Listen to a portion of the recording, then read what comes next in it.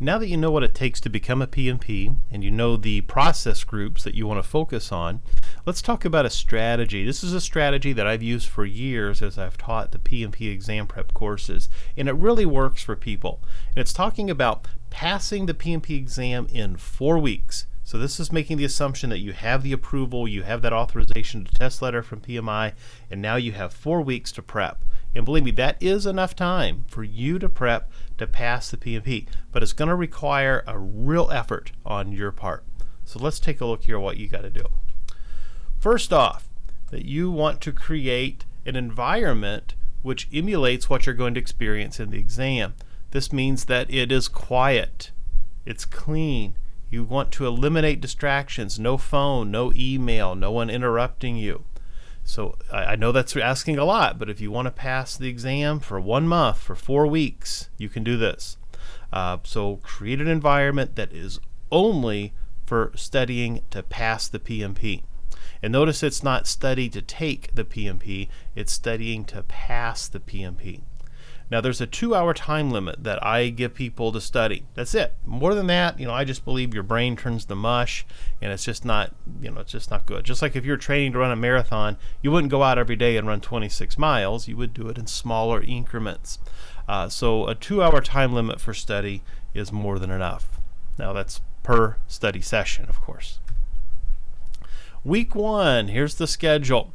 Now, as I walk through the schedule, I'm basing my point of view on my course, the PMP Strategies, the exam prep for professional project managers on Udemy. So you can find this course on Udemy. So week 1, a sample schedule here. Day 1, section 1. A section on Udemy kind of relates to a module or a chapter in the PMBOK. Now each one of these sections that I'm going to share with you, they correspond to the PMBOK Guide version 5. So if you don't want to take my course, that's fine. Maybe have a different book or a different course. Feel free to use the strategy. I want you to pass the PMP, and that's great. Now, of course, I'd love for you to come take my course, but maybe you already have a solution. Anyway, so day 1, section 1, complete the module exam. Create and review for the flashcards. Day 2, section 2, do the same thing. Complete the exam, create and review flashcards. Day 3, section 3, do the same thing. Complete the module exam, create and review the flashcards. So that's it. Days 1, 2, and 3, you complete the first 3 modules. Day 4, though, you're going to pause. All you're going to do is look at those module exams from 1, 2, and 3. You're going to look at the questions that you missed and figure out, why did I miss that test question? Why is that answer right or wrong? And even review the answers that you got correctly to just really enforce that you understand that information. And then day 5, you're going to watch all those videos again. You're going to review sections 1, 2, and 3, the video lectures there, and review the flashcards. Now, on to day 6. On day 6, you're going to move on to module 4. So you're going to complete that exam and the flashcards. Day 7, same thing. So that's the end of the first week. You've covered 5 modules or chapters or sections on Udemy, and you have done a lot of work here in the first week. So if you want to compare this to the PMBOK, you've completed in the PMBOK the introduction to project management, the life cycle, a quick overview of the processes in chapter 3. Chapter 4, you've done project integration management, and chapter 5, you've done scope management. So that's the end of week 1. Now week 2, day 8, you're going to go into section 6. This is on, of course, on time. Complete that module exam, and then complete and review the flashcards. Day 9, you're going to pause from any new material and just review modules 4, 5, and 6. You're going to review all of the module exams that you've completed to date, review your flashcards, and then go back and watch the videos from modules 4, 5, and 6. So that's it, all the way through day 9. Now day 10, you're on to chapter 7 or module 7, and this is 6 and 7 are really important, so I kind of break this up a little bit. 7 is on cost management, so you're going to complete that module and do the flashcards. But notice on day 11, you don't get new material here. You pause again. You're going to review your module exams to date, review your flashcards, but you're going to really focus on the formulas from time and cost, chapter 6 and 7. Now the reason why is this is an area that beats up most people. You really need to know all of the formulas for earned value management in chapter 7 and how to do float in schedule and network analysis in chapter 6.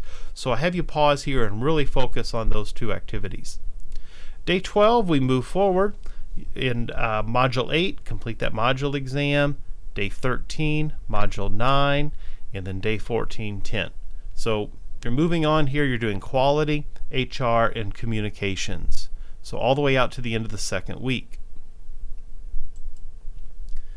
All right, it's week 3. You're at day 15. You're going to review all of the module exams to date, all those questions that you missed. Make sure you understand those. Review your flashcards, and you're not going to ignore module 6 and 7. You're going to go back and practice those formulas some more. Now, day 16, you're moving on to section 11, which is on risk, and then day 17, module 12 there on procurement, and then day 13 on stakeholder management. So 11, 12, and 13 out to day 18. Day 19, you're going to pause for a sec. You're going to go back and review 11, 12, and 13.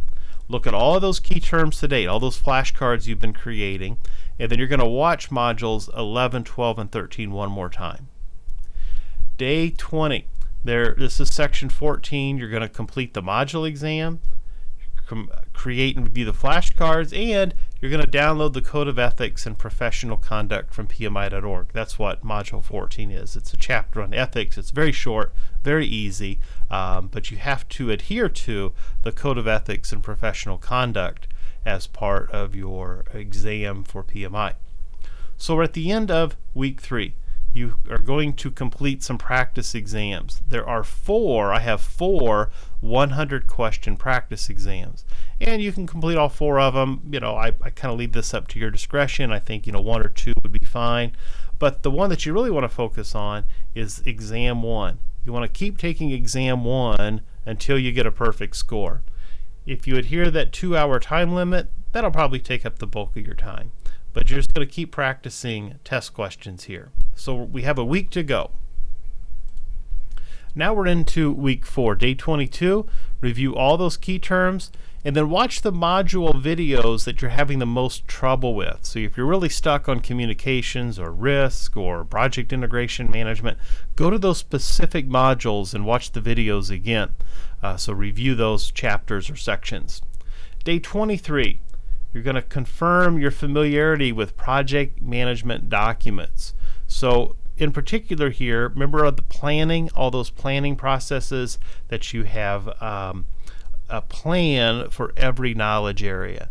So you have a quality plan, you have an HR plan, a communications plan, and so on. So that's what I'm talking about here. But also the other documents like your scope statement, the WBS, the charter, things of that nature. Just really look at the documents and what they're used for. And then also you're going to look at those key management topics. Now I know I leave this kind of vague here in day 23 because this is really kind of a judgment call. You can go to the topics that you think are most important or go to the ones that you think you're having the most problems with. So I let you decide what you like to do on day 23. All right, day 24, complete exam 2 until you get a perfect score. So buzz through that exam again and again and again until you get a perfect score.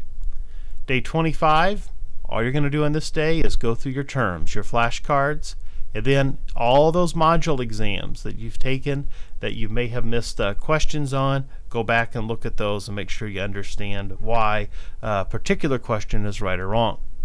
Day 26, complete exam 3.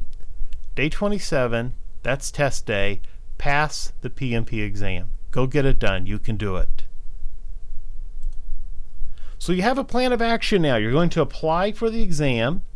You're going to prepare to pass the exam, create a study area, a study area rather, and you're going to plan to pass the test. You can do this. I know you can do it, and I'm here to help you. So if you have comments or questions, let me know and I'll help you out. And I hope to see you on Udemy. Best of luck.